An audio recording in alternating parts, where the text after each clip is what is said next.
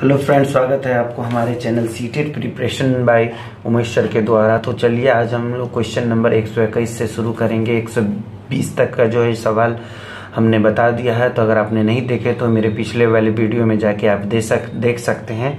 तो चलिए आज का क्वेश्चन है, शिक्षा के लिए सबसे अनुकूल क्या है? जाति, सामाजिक स्तरीकरण, गतिशीलता या सामाजिक वर्ग। कह रहा है शिक्षा के लिए सबसे अनुकूल क्या होना चाहिए? तो शिक्षा के लिए सबसे अनुकूल गतिशील होना चाहिए। शिक्षा के लिए सबसे अनुकूल क्या होना चाहिए? गतिशीलता होना चाहिए। चलिए क्वेश्चन नंबर 122 में देखते हैं कि भारत में शिक्षा का प्राथमिक उद्देश्य क्या होना चाहिए? राष्ट्र हित की सुरक्षा करना, नौकरी के लिए तैयारी करना, हितकर ज्ञान देना या शैक्षिक रूप से दृढ़ बनाना। तो इसका आंसर हो जाएगा आपको राष्ट्रीय हित की सुरक्षा करने के लिए भारत में शिक्षा को प्राथमिक उद्देश्य इसलिए दिया जाना चाहिए क्योंकि राष्ट्रीय हित की सुरक्षा करना है। चलिए अगला क्वेश्चन देखते हैं, क्वेश्चन नंबर 123। बच्चों के लिए सबसे महत्वपूर्ण अनौपचारिक अध्यापक है। बच्चों के लिए सबसे महत्वपूर्ण अनौपचारिक अध्यापक है उसके साथ उसकी माँ, उसके भाई बहन या उसका पिता। तो इसका आंसर हो जाएगा उसकी माँ। जब भी अनौपचारिक शिक्षा की बात हो, अनौपचारिक अध्यापक की बात हो, तो आप सबसे पहले माँ को जो है प्राथमिकता देंगे, और अगर ऑप्शन में हो तो आप उसकी माँ ही उस आंसर में टिक करेंगे। यदि आप शिक्षा में सुधार लाना चाहते हैं तो कहाँ से शुरू करना पड़ेगा? अगर आप शिक्षा में सुधार लाना चाहते हैं, बहुत ही सिंपल क्वेश्चन है। स्नातक स्तर पर, प्राथमिक स्तर पर, माध्यमिक स्तर पर या इनमें से सभी। तो सबसे पहले अगर आपको शिक्षा में सुधार लाना है तो प्राथमिक स्तर पर जो बालक होते हैं उसको सुधार में लाना होगा, क्योंकि जब से वो जागरूक होंगे, वो शिक्षा के प्रति आकर्षित होंगे, तो वो खुद ब खुद जब आप वो माध्यमिक में जाएंगे तो खुद उसमें उतना संज्ञान हो जाएंगे कि वो इस शिक्षा सुधार में आपकी भी सहायता करेंगे। चलिए क्वेश्चन नंबर 125 देखते हैं। निरंतर शिक्षा पतन के लिए कौन उत्तरदायी है? आज के युग में निरंतर शिक्षा के पतन के लिए सबसे दोषी कौन है? अराजकता एवं अनुशासनहीनता, राजनीतिक हस्तक्षेप, अध्यापकों में लुप्त होती कर्तव्य निष्ठा या अभावकीय उदासीनता। तो जो है शिक्षा के पतन के लिए जो दोषी है वो जो है अध्यापकों में लुप्त होती कर्तव्य निष्ठा। अध्यापक अपना कर्तव्य निष्ठावान नहीं हो पा रहे हैं, जिसके चलते जो है निरंतर शिक्षा का जो है पतन होते जा रहा है।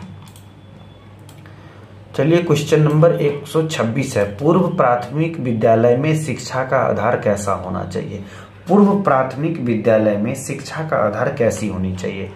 आपके पास ऑप्शन है पाठ्य पुस्तक विधि, दूसरा है खेल विधि, तीसरा है भाषण विधि और चौथा है प्रयोगशाला विधि।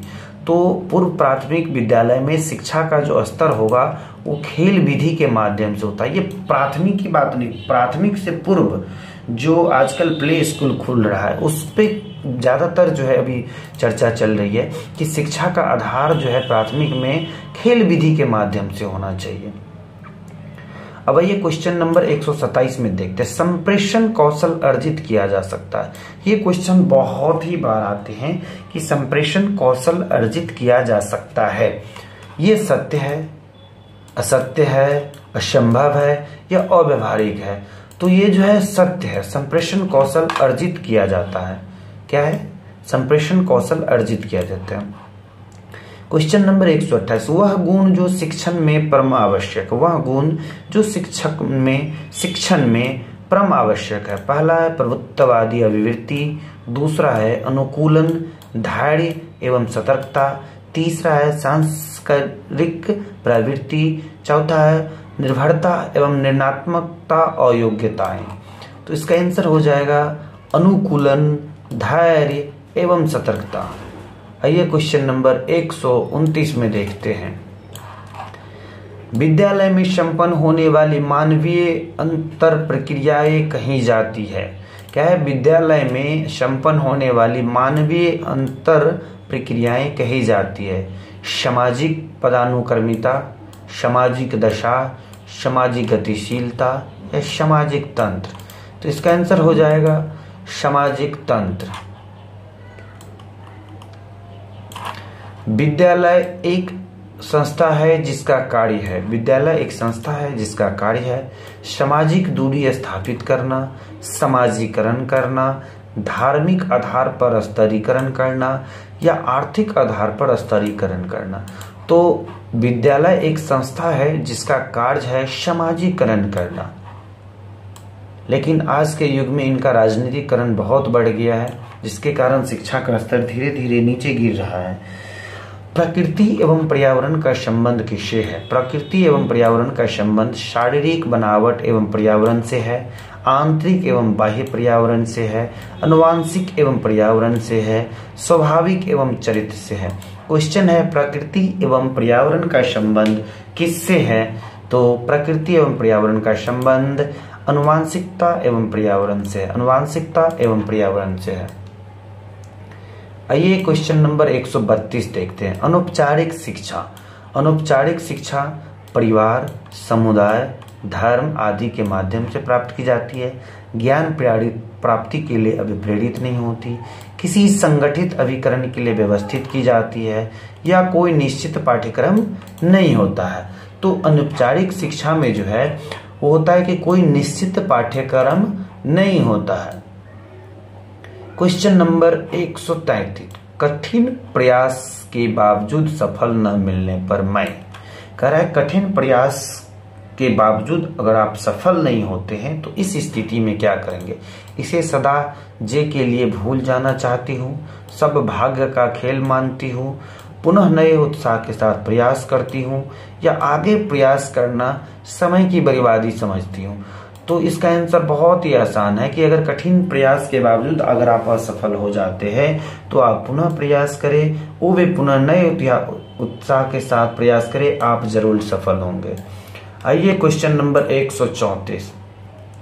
आपके विचार में मूक बधिरों को शिक्षित किया जाना चाहिए, हमारी जिम्मेदारी नहीं है, एक कठिन एवं चुनौतीपूर्ण कार्य है, व्यर्थ में धन की बर्बादी है या प्रजातंत्र की स्वस्थ निशानी है।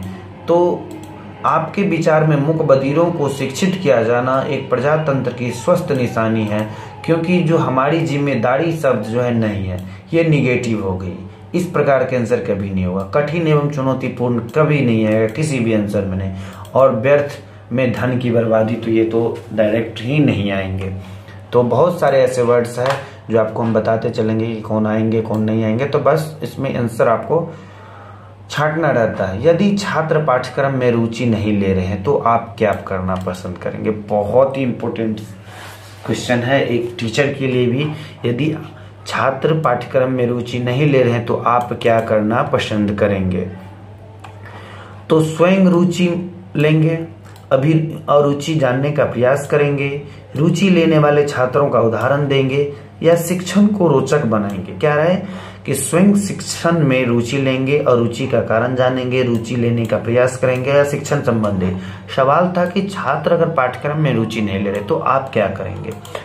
तो इसका आंसर हो जाएगा कि अरुचि जानने का प्रयास करेंगे और उनको हम दूर करने की कोशिश करेंगे। तो चलिए, अगर वीडियो आपको अच्छा लगा हो, अगर आप यहाँ तक आए हैं तो चैनल को सब्सक्राइब कर ले। थैंक यू, धन्यवाद।